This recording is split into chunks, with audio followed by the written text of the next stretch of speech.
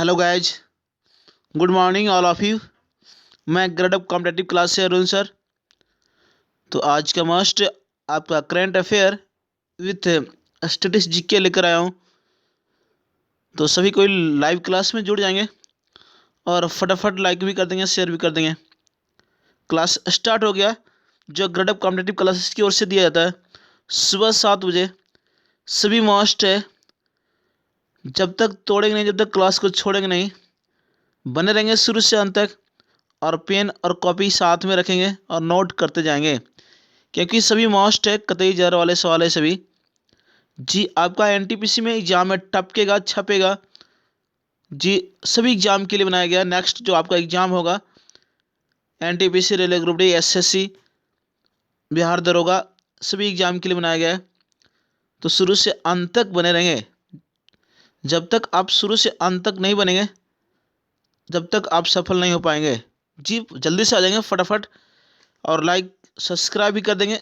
जल्दी से जल्दी फटाफट शेयर कर देंगे। क्लास स्टार्ट हो गया। जो बाबा के पिटारा मास्ट आपका करंट अफेयर विथ स्टडी जी के आज का, तो आप लोग लाइव आ जाएंगे जल्दी से। फटाफट शुरू करते हैं। आज का पहला सवाल क्या बोलता है, जी आप लोग आंसर देते जाएंगे फटाफट। तो आज का मोस्ट सवाल तो ज़रूर बताएंगे लास्ट में, ऑनलाइन क्लासेस ख़त्म होने के बाद कमेंट बॉक्स में ज़रूर बताएंगे कैसा लगा आज का। और जो मैं एक अपने यूट्यूब चैनल पर जो ग्रेड अप क्लासेज को के अवसर पर एक जो आपको सॉन्ग है जो गाया गया, वो कैसा लगा आप लोग सुनेंगे, ज़रूर बताएंगे कैसा लगा। जो आपका ग्रेड अप कॉम्पिटेटिव के नाम से एक आपका सॉन्ग आया है, ज़बरदस्त है। तो ज़रूर बताएंगे उस सॉन्ग को सुनने के बाद कि कैसा लगा। जो सुने होंगे वो भी बता देंगे कमेंट बॉक्स में आज कि कैसा लगा सॉन्ग जो ग्रेड अप कॉम्पिटेटिव क्लासेस की ओर से निकाला गया है। बिल्कुल धमाका है, बिल्कुल अच्छा है। तो जल्दी से आप लोग लाइव आ जाएंगे फटाफट। आज का मस्ट करंट अफेयर तो शुरू करते हैं।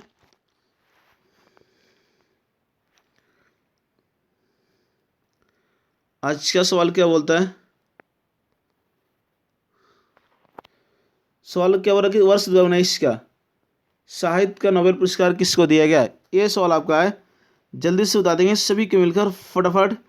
जी मस्ट है, कतई जर वाले सवाल है, तो बता देंगे 2019 का साहित्य का नोबेल पुरस्कार किसको दिया गया, ये सवाल आपका बोल रहा है। तो आपका आंसर होगा, जल्दी से बता देंगे सभी को मिलकर फटाफट। गुड मॉर्निंग सभी को जी। तो आपका आंसर होगा मस्ट है क्वेश्चन ए के सवाल आपका। जी बता देंगे जल्दी से 2019 का नोबेल साहित्य का नोबेल पुरस्कार किसको दिया गया, ये सवाल पूछ रहा है। तो याद रखेंगे आपका पीटर हैंडके। जी याद रखेंगे पीटर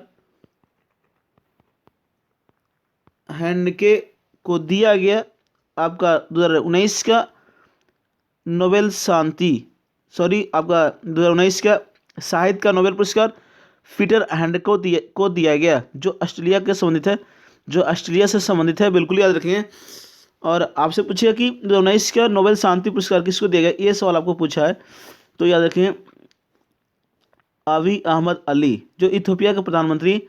2019 का नोबेल शांति का पुरस्कार पूछेगा तो अबी अहमद अली, जो इथियोपिया के प्रधानमंत्री, जो इरिट्रिया के प्रश्न पर दिया गया है। बिल्कुल जो इरिट्रिया के प्रश्न पर दिया गया है, यानी जो उनके देश चिर शत्रु इरिट्रिया के साथ संघर्ष सुलझाने के लिए दिया गया आपका नोबेल शांति का अवार्ड अबी अहमद अली को, जो इथियोपिया के प्रधानमंत्री है, इथियोपिया के राजधानी आदिस अबाबा। बिल्कुल याद रखें इस तरह। तो नोबेल शांति का पुरस्कार पूछेगा आपसे एग्जाम में किस शहर में दिया जाता है, तो नॉर्वे के ओस्लो में दिया जाता है। बिल्कुल याद रखें। और आपसे पूछे नोबेल पुरस्कार कहाँ में दिया जाता है, तो याद रखें स्वीडन में दिया जाता है। बिल्कुल याद रखें स्वीडन के स्टॉकहोम में दिया जाता है आपका नोबेल पुरस्कार। और नोबेल शांति का पुरस्कार पूछेगा तो आप याद रखेंगे नॉर्वे के ओस्लो में दिया जाता है। और सबसे ज़्यादा नोबेल पुरस्कार पाने वाले देशों में अमेरिका सबसे नंबर 1 पर है। जी याद रखें सबसे ज़्यादा नोबेल पुरस्कार प्राप्त करने वाले देशों में अमेरिका पहले नंबर पर है और दूसरे स्थान पर जर्मनी है। जी इस तरह याद रखें। और मोस्ट आपका सबसे कम उम्र में पूछे नोबेल पुरस्कार प्राप्त करने वाले पहली महिला 2014 में नोबेल पुरस्कार पाने वाली तो मलाला यूसुफजई को दिया गया, बिल्कुल याद रखें इस तरह। तो चलते हैं नेक्स्ट दूसरे नंबर सवाल पर। जी लिखते जाएंगे फटाफट अपने कॉपी पर, मोस्ट है जी, जब तक लिखेंगे नहीं, जब तक परीक्षा को में आप नागिन डाइस नहीं करा पाएंगे बिल्कुल, तो लिखेंगे सभी सवाल मोस्ट मैं जो बोल रहा हूँ वो लिखते जाएंगे आप लोग। जी मोस्ट है, कतई जार वाले सवाल है सभी। नेक्स्ट क्या बोल रहा आपका दूसरे नंबर सवाल कि वर्ष 2018 का नोबेल शांति पुरस्कार किसको दिया गया। जी ये सवाल आपका 2018 का नोबेल शांति का पुरस्कार किसको दिया गया, ये सवाल पूछ रहा है आपका। जल्दी से बता देंगे सभी को मिलकर, फटाफट बता देंगे। जी मास्ट है, कतई जार वाले सवाल है सभी। तो 2018 का नोबेल शांति का पुरस्कार किसको दिया गया, तो याद रखेंगे डेनिस मुक्वेगे। जी ये आपका सवाल है, डेनिस मुक्वेगे। और आपका दिया गया नादिया मुराद को। जी और किसको दिया गया, नादिया मुराद को दिया गया आपको 2018 का नोबेल शांति का अवार्ड दिया गया, बिल्कुल याद रखें। जी मस्ट है। और अगर आपसे पूछे 2018 का साहित्य का नोबेल पुरस्कार किसको दिया गया, तो ओल्गा टोकार्चुक। जी 2018 का पूछिए आपका साहित्य में नोबेल पुरस्कार किसको दिया गया, तो ओल्गा टोकार्चुक। जी इस तरह याद रखेंगे। जी बिल्कुल मस्ट है, कतई जार वाले सवाल है। तो चलते हैं नेक्स्ट तीसरे नंबर सवाल पर। जी नोबेल पुरस्कार आपको मालूम होगा जो 1901 में शुरुआत हुई थी नोबेल पुरस्कार की। जी बिल्कुल याद रखिए 1901। और आपको मालूम है कि मानवाधिकार दिवस जो मनाया जाता है 10 दिसंबर को, यानी अल्फ्रेड नोबेल की पुण्यतिथि पर ये स्वीडन में सम्मानित किया जाता है। जी बिल्कुल याद रखिए इस तरह। और आपका 6 क्षेत्रों में नोबेल पुरस्कार दिया जाता है। छठा पुरस्कार आपका अर्थशास्त्र। जी मस्ट याद रखें इस तरह। जी कतई जार वाले सवाल है। जी बिल्कुल बने रहेंगे इसी तरह। और चलते हैं नेक्स्ट आपका तीसरे नंबर सवाल पर। जी शुरू से अंत तक बने रहेंगे, सभी एग्जाम के लिए बनाया गया है। और जो अभी तक लाइक नहीं किया लाइक कर देंगे, फटाफट शेयर कर देंगे। क्लास से स्टार्ट हो गया। जी मस्ट है, कतई जार वाले सवाल है सभी। जी और आपका अपने ग्रुप में शेयर कर देंगे, क्लास से स्टार्ट हो गया। फटाफट लाइव क्लास में जुड़ जाएंगे सभी को, और कलम और कॉपी साथ में रखेंगे और नोट करते जाएंगे, तभी आपको फायदा है। जी तीसरे नंबर सवाल क्या है, वर्ष 2019 का मैन बुकर पुरस्कार किसको दिया गया, ये सवाल आपका है। वर्ष 2019 का मैन बुकर पुरस्कार किसको दिया गया, जी बता देंगे जल्दी से फटाफट सभी को मिलकर, फटाफट बता देंगे। आंसर देते जाएंगे आप लोग। 2019 का मैन बुकर पुरस्कार, ये सवाल मैंने पूछा आपसे, जल्दी से बता देंगे फटाफट। तो आंसर होगा मार्गरेट एटवुड। जी आपको आंसर होगा मार्गरेट एटवुड। Margaret Atwood. और आपको दिया गया बर्नार्डिन एवारिस्टो को दिया गया आपका। जी यहाँ पे पूरा नहीं लिख पाऊंगा इसलिए मैं बोल दे रहा हूँ, आप लिख लेंगे कॉपी पर नोट कर लेंगे। पूछिएगा सवाल वर्ष 2019 का मैन बुकर पुरस्कार किसको दिया गया, तो मार्गरेट एटवुड जो द टेस्टामेंट के लिए दिया गया, और बर्नार्डिन एवारिस्टो को गर्ल वुमेन अदर के लिए दिया गया।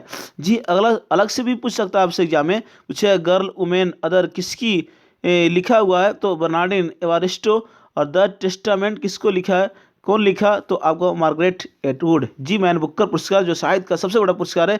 जी बिल्कुल याद रखें, विश्व स्तर पर साहित्य का सबसे बड़ा पुरस्कार मैन बुकर पुरस्कार जो 1969 में शुरुआत हुई थी, बिल्कुल याद रखें।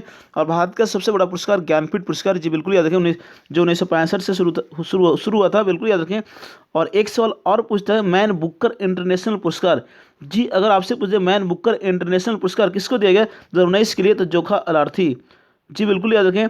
अगर आपसे एग्जाम में पूछे 2019 का मैन बुकर इंटरनेशनल पुरस्कार किसको दिया गया, तो जोखा अलार्थी को दिया गया, बिल्कुल याद रखें। तो इस तरह आपसे एग्जाम में पूछते रहता है दोस्तों। मैन बुकर इंटरनेशनल पुरस्कार पूछेगा, इसकी स्थापना कब हुई, 2005 में, बिल्कुल याद रखें। अगर मैन बुकर पुरस्कार पूछेगा तो 1969, और मैन बुकर इंटरनेशनल कहेगा तो 2005 में इसकी स्थापना होती है, बिल्कुल याद रखें। जी मोस्ट है, बढ़िया सवाल है, याद रखें। चलते नेक्स्ट चौथे नंबर सवाल पर। मैन बुकर पुरस्कार के क्षेत्र में, तो साहित्य के क्षेत्र में दिया जाता है। जी इस तरह बनेंगे, पढ़ेंगे तो आपके एग्जाम में प्लस पॉइंट होगा। जी जब तक तोड़ेंगे नहीं, जब तक क्लास को छोड़ेंगे नहीं, बिल्कुल शुरू से अंत तक बने रहेंगे। चौथा सवाल क्या हो रहा है, जी चौथे नंबर सवाल क्या हो रहा है आपका, चौथा नंबर बता देंगे जल्दी से फटाफट। आपका वर्ष 2019 का फीफा महिला फुटबॉल कप किसने जीता, ये सवाल बोल रहा है आपका। जी बता देंगे जल्दी से फटाफट। वर्ष 2019 का फीफा महिला फुटबॉल कप का खिताब किसने जीता, जी ये सवाल आपका बोल रहा है, जल्दी से बता देंगे सभी को मिलकर। जी मस्ट है, सब बताया हुआ है आपका सवाल। तो आपका आंसर होगा, बिल्कुल याद रखें, अमेरिका। जी याद रखेंगे, आपका अमेरिका होगा बिल्कुल। यूएसए जो 2019 का फीफा महिला विश्व कप जीता, जी बिल्कुल याद रखें। किसको हराया? तो नीदरलैंड को हराया था, बिल्कुल याद रखें। नीदरलैंड को हराकर, जी बिल्कुल, नीदरलैंड को हराकर अमेरिका ने फीफा महिला फुटबॉल वर्ल्ड कप 2019 का खिताब जीता। जी बिल्कुल याद रखें। और अमेरिका ऐसा चौथा बार जीता है जो फीफा महिला फुटबॉल वर्ल्ड कप 2019, जो यानी फीफा महिला फुटबॉल वर्ल्ड कप अमेरिका अभी तक कितने बार? 4 बार जीती है, बिल्कुल याद रखेंगे। और पूछेगा सवाल कि फीफा महिला फुटबॉल वर्ल्ड कप किस देश में हुआ 2019 का? तो फ्रांस में आयोजित किया गया था, बिल्कुल याद रखें। और क्या पूछेगा सवाल आपसे? जी मोस्ट है, याद रखेंगे। अगर पूछेगा फीफा महिला फुटबॉल वर्ल्ड कप 2019 में फीफा फेयर प्ले ट्रॉफी का अवार्ड किस देश को दिया गया? तो फ्रांस को दिया गया। और आपसे पूछिए, थोड़ा सा रिवीजन करते हैं। जी बिल्कुल याद रखें। क्या पूछिए सवाल आपका? 2018 का फीफा आपका वर्ल्ड कप पूछिए सवाल, जो कौन सा देश जीता? तो फ्रांस जीता, जो क्रोएशिया को हराया। और फीफा वर्ल्ड कप 2018 किस देश में आयोजित किया गया? तो रूस में किया गया, बिल्कुल याद रखेंगे इस तरह। और शुभंकर क्या क्या नाम था? जाबी वाका, यानी चश्मा पहना भेड़िया। ये आपको 2018 का फीफा वर्ल्ड कप का शुभंकर, जी बिल्कुल याद रखें, जो पुरुष वाले। जी अब क्या पूछा कि 2018 का फीफा वर्ल्ड कप में गोल्डन बॉल का अवार्ड किसको दिया गया? यानी पुरुष वाले जो हुआ उसमें किसको दिया गया? तो लुक्का मैड्रिड को दिया गया। जी बिल्कुल याद रखें, सर्वश्रेष्ठ खिलाड़ी जो क्रोएशिया के लुक्का मैड्रिड, जी बिल्कुल याद रखें इस तरह। तो अगर उसमें आपसे पूछेगा कि फीफा वर्ल्ड कप 2018 यानी पुरुष वाले पूछेगा उसमें कि फेयर प्ले अवार्ड किसको दिया गया? तो स्पेन की टीम को दिया गया। तो इस तरह पढ़ेंगे, आपके एग्जाम के लिए प्लस पॉइंट होगा। और फीफा कप पूछेगा किस खेल से? तो फुटबॉल से। यूरो कप किस खेल से? फुटबॉल से। जी इस तरह आपसे एग्जाम में पूछता रहता है, तो याद रखेंगे। और आपसे पूछे संतोष ट्रॉफी किस खेल से? फुटबॉल से। रोवर्स कप किस खेल से? फुटबॉल से। और आपका पूछे डुरंड कप किस खेल से? फुटबॉल से। तो इस तरह आप पढ़ेंगे तो आपके एग्जाम के लिए प्लस पॉइंट होगा। जी नोट करते जाएंगे, फटाफट शेयर कर देंगे। क्लास स्टार्ट हो गया, जो क्रैडअप कॉम्पिटिटिव क्लासेस की ओर से आपका सुबह दिया जाता है। जी मस्ट है आपका। और आज का जो आपको मालूम होगा कि आज का नोटिफिकेशन आ गया आपको कि दरोगा जो पीटी यानी दरोगा मेंस का एग्ज़ाम जो आपका हुआ था उसका रिजल्ट कट ऑफ आ गया आपको। जी बिल्कुल। तो हमारे लड़के और लड़कियां ने यानी हमारे शेर और शेरनियों ने ज़बरदस्त आपका यानी 7 से 8 मेंस से रिजल्ट होने वाला है। जी बिल्कुल कट ऑफ आ गया आपको, आप देख सकते हैं बिल्कुल। तो बिहार दरोगा मेंस का आपका कट ऑफ आ गया, यानी आज तक शाम तक आपका रिजल्ट आ जाएगा। जो कटअप के हिसाब से जो कटअप दिया गया बिहार दरोगा का, उसमें हमारे 7 से 8 शेर और शेरनियों ने क्वालिफाई किया है। जी बिल्कुल, जो कटअप के हिसाब से दिया गया आपका जारी किया गया, बिल्कुल जब तक तोड़े नहीं, जब तक छोड़े नहीं। अब की बार डबल स्टार जी बने रहेंगे इसी तरह। 5वां सवाल क्या हो रहा है कि the brief history of time पुस्तक कौन लिखा? ये सवाल आपका है। जी मोस्ट कतई जरा वाले सवाल है। The brief history of time पुस्तक कौन लिखा? तो स्टीफन हॉकिंग। जी बिल्कुल याद रखेंगे, स्टीफन आपका हॉकिंग। जी बिल्कुल याद रखें इस तरह। The brief history of time पुस्तक को लिखा तो स्टीफन हॉकिंग, बिल्कुल मस्ट है। चलते हैं नेक्स्ट आपका 6ठे नंबर सवाल पर। जी बने रहेंगे इसी तरह शुरू से अंत तक बाबा का पिटारा में। जी तो नेक्स्ट क्या आपका? वी.एस. नैपाल को मान बुकर पुरस्कार कब दिया गया? ये सवाल आपका है। जी एक एनटीपीसी पूछा कि वी.एस. सबसे पहले कौन सी भारतीय महिला को, प्रथम भारतीय महिला मान बुकर पुरस्कार प्राप्त करने वाली? जी ये सवाल आपका पूछा एनटीपीसी में। तो ये आपका सवाल है कि वी.एस. नैपाल को मान बुकर पुरस्कार कब दिया गया? जी ये सवाल है, जल्दी से बता देंगे आंसर। जी जल्दी से फटाफट आंसर बता देंगे सभी को मिलकर। और किस पुस्तक के लिए मिला था? ये आपका वी.एस. नैपाल पुरस्कार प्राप्त करने वाले यानी मान बुकर पुरस्कार प्राप्त करने वाले पहले व्यक्ति भारतीय जी वी.एस. नैपाल, जो 1971 में, जी कब मिला? 1971 में, याद रखेंगे आपका दिया गया। जी आपका जो वी.एस. नैपाल मान बुकर प्राप्त करने वाले पहले भारतीय व्यक्ति, जी बिल्कुल याद रखें, जो 1971 में दिया गया था। 1971 में मैन बुकर पुरस्कार दिया गया। किसके लिए दिया गया? तो इन ए फ्री स्टेट। इन ए फ्री स्टेट किसने लिखा? वीएस नयपाल लिखा। अगर आपका एनटीपीसी में पूछा कि मान बुकर प्राप्त करने वाली पहली भारतीय महिला जो 1997 में दिया गया, तो अरुंधति राय को दिया गया। जी 1997 में दिया गया अरुंधति राय को पहली भारतीय महिला मैन बुकर पुरस्कार प्राप्त करने वाली। जी बिल्कुल याद रखें। The God of small things कौन लिखा? अरुंधति राय लिखा। जी इस तरह याद रखेंगे। जो आपका अगर पूछ दे कि मान बुकर पुरस्कार प्राप्त करने वाले जो अंतिम भारतीय व्यक्ति कौन था, तो अरविंद अडिगा। जो व्हाइट टाइगर के लिए मिला 2008 में, अरविंद अडिगा व्हाइट टाइगर के लिए मिला आपको मैन बुकर पुरस्कार, जो अरविंद अडिगा को 2008 में। तो इस तरह याद रखें। चलते हैं नेक्स्ट आपका 7वें नंबर सवाल पर। 7वां सवाल, सबसे कम उम्र में नोबेल पुरस्कार प्राप्त करने वाले पुरुष का नाम क्या है? ये सवाल पूछा मैंने कि सबसे कम उम्र में नोबेल पुरस्कार प्राप्त करने वाले व्यक्ति कौन थे? पुरुष बताना है, पुरुष में, न कि महिला बताना है। जल्दी से बता देंगे, सभी को मिलकर फटाफट बता देंगे। जी मास्ट है, कतई जार वाले सवाल है सभी। जी नोट कर लेंगे, कॉपी में टपकेगा, छपेगा आपका एनटीपीसी में, यानी आने वाला एग्जाम में बिल्कुल। तो मोस्ट याद रखेंगे। तो ये आंसर आपको होगा बिल्कुल। तो सबसे कम उम्र में आपको दिया गया, जी बिल्कुल याद रखेंगे किसको दिया गया। ये सवाल पूछा सबसे कम उम्र में नोबेल पुरस्कार प्राप्त करने वाले पुरुष, तो लॉरेंस ब्रैग, आपका लॉरेंस ब्रैग को दिया गया। लॉरेंस ब्रैग को दिया गया आपका सबसे कम उम्र में नोबेल पुरस्कार, यानी 25 वर्ष में। जी बिल्कुल। पुरुष पूछेगा तो लॉरेंस ब्रैग, और महिला पूछेगा तो मलाला यूसुफजई को दिया गया 2014 में, 17 वर्ष की उम्र में दिया गया। तो इस तरह याद रखिए। चलते हैं नेक्स्ट आपका 8वें नंबर सवाल पर। 8वां सवाल क्या बोल रहा है आपका? वर्ष 2019 का गेम चेंजर अवार्ड किसको दिया गया? ये सवाल पूछ रहा है आपसे। जल्दी से बता देंगे, सभी को मिलकर फटाफट बता देंगे। 2019 का गेम चेंजर अवार्ड किसको दिया गया? ये सवाल पूछ रहा है, तो जल्दी से बता देंगे फटाफट सभी को। तो छाया शर्मा को दिया गया है, बिल्कुल याद है। छाया शर्मा को दिया गया वर्ष 2019 का गेम चेंजर अवार्ड। यही आपसे एग्जाम में पूछे वर्ष 2020 का गेम चेंजर अवार्ड किसको दिया गया? तो आपका विकास खन्ना को दिया गया है। जी बिल्कुल। वर्ष 2019 का गेम चेंजर अवार्ड छाया शर्मा, वर्ष 2020 का गेम चेंजर अवार्ड किसको दिया गया? तो विकास खन्ना को दिया गया। इस तरह याद रखिए। नेक्स्ट चलते हैं 9वें नंबर सवाल पर। जी सभी मस्ट है, कतई जार वाले सवाल है, शुरू से अंत तक बने रहेंगे। जो आपका एनटीपीसी में टपकेगा, छपेगा। जी जब तक शुरू से अंत तक नहीं बनेंगे तो आप का एग्जाम के लिए प्लस पॉइंट नहीं होगा, क्योंकि आपका सभी मोस्ट क्वेश्चन बनाया गया है, शुरू से अंत तक बने रहेंगे। बिल्कुल। नवा सवाल क्या हो रहा है कि एपेक का मुख्यालय कहाँ है? ये सवाल पूछ रहा है। जी जो हिसाब से आपका करंट अफेयर पूछ रहा है उस हिसाब से मैं आपको उस पर आधारित तो बनाया हूँ। नेक्स्ट जो आपका तीसरे फेज का, यानी दूसरे फेज का जो आपका एग्जाम होने वाला है 16 से, यानी आज जो आपका 16 तारीख है, आज एग्जाम होगा, बिल्कुल उसको देखते हुए बनाया गया, उसी आधार पर बनाया गया है।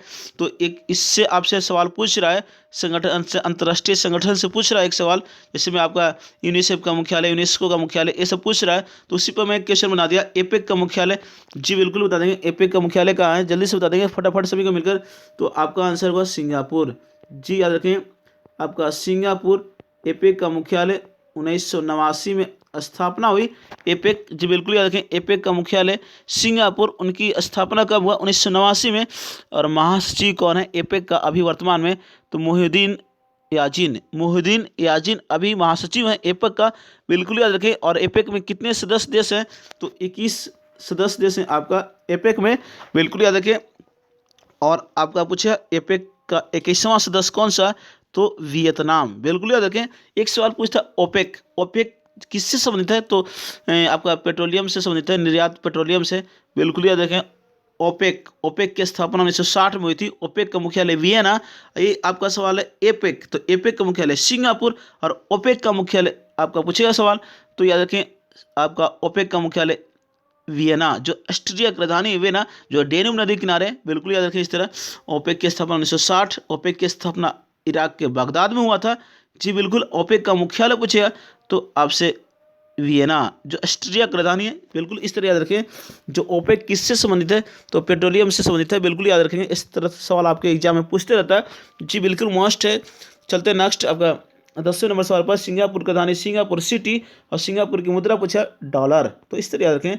जी बिल्कुल सभी कतई जर वाले सवाल है। तो आपका नेक्स्ट क्या बोल रहा है, 10वें नंबर सवाल। 10वां सवाल, विश्व शांति सूचकांक 2019 से भारत का स्थान कौन सा है। ये सवाल पूछ रहा है आपसे, जल्दी से बता देंगे सभी को मिलकर फटाफट। जी सवाल क्या है कि विश्व शांति सूचकांक 2019 में भारत का स्थान कौन सी नंबर है। ये सवाल पूछा मैंने, जल्दी से बता देंगे सभी को मिलकर फटाफट। तो याद रखें 141वां। जी बिल्कुल 141वां आपका भारत का स्थान विश्व शांति सूचकांक 2019 में। जी पहला स्थान किसका, ये पूछे आपसे, तो याद रखें आइसलैंड का। जी आइसलैंड का प्रथम स्थान है विश्व शांति सूचकांक 2019 में। जी बिल्कुल प्रथम स्थान आइसलैंड, भारत का स्थान 141वां 141। जी बिल्कुल याद रखें। चलते हैं नेक्स्ट 11वें नंबर सवाल पर। जी शुरू से अंत तक बने रहेंगे इसी तरह। बढ़िया सवाल है, अच्छे सवाल है, सभी मोस्ट है, कतई जरूर वाला सवाल है। तो नेक्स्ट क्या, दूसरी वंदे भारत एक्सप्रेस ट्रेन चली कहाँ से कहाँ चली, ये सवाल आपसे है।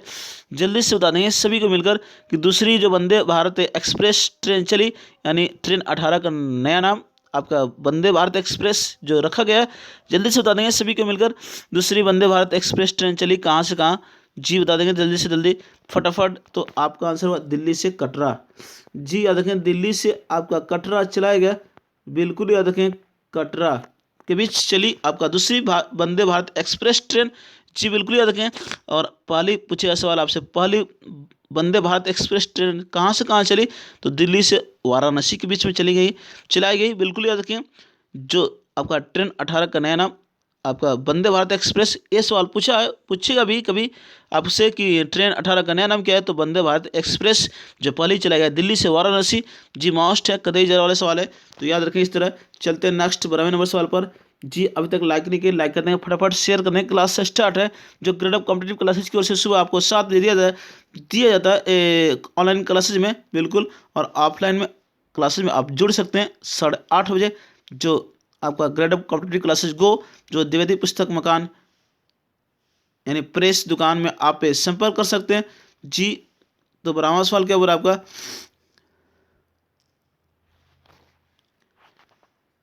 12वां सवाल क्या हो रहा है आपका कि भारत का पहला राजीव गांधी राष्ट्रीय विमानन विश्वविद्यालय कहाँ शुरू किया गया। ये सवाल पूछा है, मोस्ट है, कतई जर वाले सवाल है। बता दें जल्दी से फटाफट कि भारत का पहला राजीव गांधी राष्ट्रीय विमानन विश्वविद्यालय कहाँ शुरू किया गया है। ये सवाल पूछा है, यानी सवाल आपसे पूछ सकता है कि भारत का पहला विमानन विश्वविद्यालय कहाँ में खोला गया। जी जल्दी से बता देंगे फटाफट सभी को मिलकर। मोस्ट है, कतई जर वाले सवाल है, शुरू से अंत तक बने रहेंगे। अभी तक लाइक नहीं किए, लाइक कर देंगे फटाफट, शेयर कर देंगे। क्लास से स्टार्ट है जी अपने ग्रुप में, और जो नए हमारे YouTube channel grade up competitive classes पर नए जुड़े हैं वो सब्सक्राइब कर दें। जल्दी से जल्द आप सब्सक्राइब को बढ़ाएं। मात्र आपका 100 सब्सक्राइबर बच रहा है आपको। जी बिल्कुल, जैसे ही आपका ऑनलाइन वीडियो के साथ आऊँगा, डिजिटल वीडियो के साथ आऊँगा, ज़बरदस्त मिलेगा करंट अफेयर और स्ट्रेटेजी के धमाका मिलेगा आपको ऑनलाइन क्लासेस वीडियो के साथ। जब तक आप पूरे सब्सक्राइब नहीं करेंगे, सब्सक्राइब को बढ़ाएंगे फटाफट जल्दी से बता देंगे। ये आंसर आपका भारत का पहला राष्ट्रीय विमानन विश्वविद्यालय शुरू किया गया काम है, तो किस राज्य में शुरू किया है, तो आप आंसर याद रखें ईपी। तो ईपी की कौन सी जगह, तो अमेठी कौन सी, तो फुर्सतगंज। जी बिल्कुल, आपको फुर्सतगंज में आपका खोला गया है। जी बिल्कुल याद रखें फुर्सतगंज, जो भारत का पहला राष्ट्रीय विमानन विश्वविद्यालय। जी मोस्ट है, कतई जर वाले सवाल है, ईपी में पड़ेगा। या आपसे पूछे भारत का पहला विमानन विश्वविद्यालय कहाँ, तो फुर्सतगंज ईपी में, जी अमेठी के पास है। बिल्कुल याद रखें। नेक्स्ट क्या इसी में पूछे आपसे सवाल कि प्रथम रेलवे विश्वविद्यालय, तो बड़ोदरा में। जी बिल्कुल याद रखें। और भारत का प्रथम राष्ट्रीय खेल विश्वविद्यालय, तो मणिपुर में। बिल्कुल याद रखें। और आपसे क्या पूछे, मोस्ट है, कतई जरा वाले सवाल है। जी याद रखें, सवाल क्या पूछा है कि आपका भारत की पहली पुलिस यूनिवर्सिटी का निर्माण कहाँ में किया गया, तो ग्रेटर नोएडा में। जी बिल्कुल, भारत की पहली पुलिस यूनिवर्सिटी का निर्माण कहाँ में, तो ग्रेटर नोएडा में। जी मोस्ट है, कतई जरा वाले सवाल है, तो इस तरह याद रखें। 13वां सवाल क्या बोलता है, चलते हैं 13वें नंबर सवाल पर। जी शुरू से अंत तक जी आज का मस्ट आपका सभी क्वेश्चन बनाया गया जो सभी एग्जाम के लिए NTPC, railway group D, SSC, Bihar SSC और आपका जो नेक्स्ट आपका बिहार दरोगा का एग्जाम होगा। जी तो उसके लिए मस्ट है, तो शुरू से अंत तक बने रहेंगे, जो ग्रेड अप कॉम्पिटिटिव क्लासेज की ओर से आपको दिया जाता है। नेक्स्ट क्या 13वें सवाल, भारत के बाहर दुनिया का पहला योग विश्वविद्यालय कहाँ में खोला गया? ये सवाल पूछ रहा है, भारत के बाहर दुनिया का पहला योग विश्वविद्यालय कहाँ में खोला गया? ये सवाल पूछ रहा है, जल्दी से बता देंगे, फटाफट आंसर दे देंगे। जी मस्ट है, आपका आंसर दे देंगे जल्दी से 13वें नंबर का। तो आपका आंसर अमेरिका, जी USA यानी अमेरिका में। तो कौन सी जगह? तो लॉस एंजल्स में, आपका याद रखेंगे, लॉस एंजल्स में आपका खोला गया। मैं नहीं लिख पा रहा हूँ सही से। जी बिल्कुल, तो याद रखेंगे आप, भारत के बाहर दुनिया का पहला एक विश्वविद्यालय पूछेगा जो अमेरिका में लॉस एंजल्स, जो बिल्कुल याद रखें किसके नाम पर होगा? स्वामी विवेकानंद के नाम पर एक खुलेगा आपका पहला योग विश्वविद्यालय भारत के बाहर। जी बिल्कुल, भारत में पूछेगा कहाँ सबसे पहले आपका योग विश्वविद्यालय, पहला योग विश्वविद्यालय भारत में, तो अहमदाबाद में इसका शुरुआत की गई, बिल्कुल घोषणा किया गया, बिल्कुल याद रखेंगे, मस्ट है। भारत में पूछिए पहला एक विश्वविद्यालय कहाँ में? तो अहमदाबाद यानी गुजरात में, जी बिल्कुल। और जो आपका भारत के बाहर दुनिया का पहला एक योग विश्वविद्यालय जो खोला गया अमेरिका में, वो यानी छठे जो अंतर्राष्ट्रीय योग दिवस मनाया गया जो आपका 2020 में, उसके शुभ अवसर पर ये भारत के बाहर दुनिया का पहला योग विश्वविद्यालय खोलेगा जो आपका स्वामी विवेकानंद के नाम पर होगा, बिल्कुल याद रखें इस तरह। और मालूम होगा स्वामी विवेकानंद ने 1893 में शिकागो सम्मेलन किया था, बिल्कुल याद रखें, जहाँ पर उनका तूफानी हिंदू नाम पड़ा था, बिल्कुल 1893 स्वामी विवेकानंद, शिकागो धर्म सम्मेलन, बिल्कुल अमेरिका में। और पूछा सवाल कि जब स्वामी विवेकानंद ने 1893 में धर्म सम्मेलन कर रहे थे शिकागो में, तो भारतीय राष्ट्रीय कांग्रेस के अध्यक्ष कौन था? तो दादा भाई नौरोजी। तो इस तरह याद रखें। और नेक्स्ट आपसे पूछिए, बिल्कुल चलते हैं नेक्स्ट 14वें नंबर सवाल पर। 14वां सवाल क्या हो रहा है? 14वां सवाल, अंतर्राष्ट्रीय योग दिवस 2020 का थीम क्या है? ये सवाल पूछा मैंने, जल्दी से बता दें फटाफट। अंतर्राष्ट्रीय योग दिवस 2020 का थीम क्या है? ये सवाल आपसे पूछ रहा है, जल्दी से बता दें फटाफट। जी मस्ट है, कतई जर वाले सवाल है सभी, तो शुरू से अंत तक बने रहेंगे और कॉपी और कलम साथ में रखेंगे, नोट करते जाएंगे। जी बिल्कुल, उसको RNR करेंगे, रीड एंड रिवीजन करेंगे। जी बिल्कुल, तो करंट अफेयर आपको रट्टा मारने से नहीं होगा, उसको बार बार RNR करेंगे, तभी आपको करंट अफेयर मजबूत होगा। जी उस पर फोकस करने पड़ेगा आपको। तो चलते हैं, आपका सवाल क्या होगा? अंतर्राष्ट्रीय योग दिवस 2020 का थीम क्या है? मैंने ये सवाल पूछा आपसे, जल्दी से बता देंगे। तो आंसर होगा yoga for health, yoga at home. जी आंसर होगा आपको yoga for health, yoga at home. ये सवाल पूछा मैंने, ये आंसर होगा आपका अंतर्राष्ट्रीय योग दिवस 2020 का थीम, बिल्कुल जो 21 जून को मनाया जाता है, पहली बार 21 जून 2015 को मनाया गया। जी बिल्कुल, 21 जून को अंतर्राष्ट्रीय योग दिवस मनाया जाता है, 2015 में पहली बार मनाया गया, बिल्कुल याद रखें, जो आपका दिल्ली में मनाया गया, बिल्कुल याद रखें। Yoga for health, yoga at home 2020 का थीम है अंतर्राष्ट्रीय योग दिवस का। और आपसे क्या पूछे 2019 का थीम क्या था आपका अंतर्राष्ट्रीय योग दिवस का? तो योगा फॉर क्लाइमेट एक्शन। जी 2019 का थीम पूछेगा अंतर्राष्ट्रीय योग दिवस का, तो योगा फॉर क्लाइमेट एक्शन, बिल्कुल याद रखें। और आपको 5वां अंतर्राष्ट्रीय योग दिवस जो मनाया गया 2019 में, तो झारखंड के रांची में मनाया गया था, बिल्कुल याद रखें।